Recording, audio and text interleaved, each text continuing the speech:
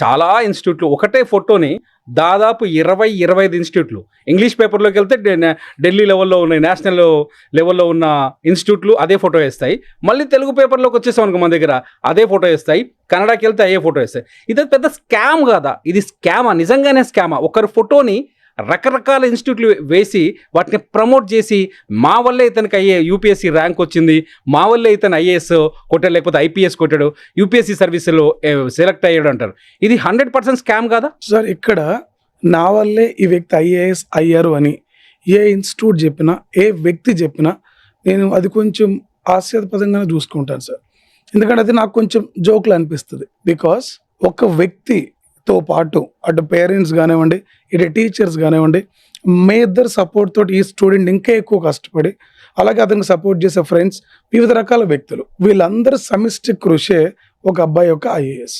దాన్ని ఒక ఇన్స్టిట్యూట్ మాత్రమే నా వల్లే ఈ వ్యక్తి ఐఏఎస్ అయ్యాడు అని చెప్పుకోవటం కొంచెం మూర్ఖత్వం అని నా అభిప్రాయం సార్. ఎందుకంటే సార్ ఇక్కడ ఒక వ్యక్తిది అన్ని చోట్ల ఫోటో కనిపిస్తుంది, మీరు దాన్ని స్కామ్ అని మీరు అంటున్నారు. జనరల్ గా స్కామ్ అని కదా, ఎందుకంటే ఫేక్ పబ్లిసిటీ అవుతుంది కదా సార్. ఫేక్ పబ్లిసిటీ విషయాన్ని కన్సిడర్ చేస్తే మీరు స్కామ్ అని కూడా కరెక్టే. బట్ జనరల్ గా ఇక్కడ ఏం జరుగుతుందంటే సార్, ఒక స్టూడెంట్ని తీసుకుంటే ఆ అబ్బాయి ప్రిలిమ్స్ అప్పుడు ఒక చోట చదివి ఉంటాడు, మెయిన్స్ కి ఇంకో చదివి ఉంటాడు, ఇంటర్వ్యూ టెస్ట్ ఇంకో చోటుకి వెళ్ళి ఉంటాడు, పర్సనల్ గైడెన్స్ ఇంకొకరి దగ్గరికి వెళ్ళి ఉంటారు.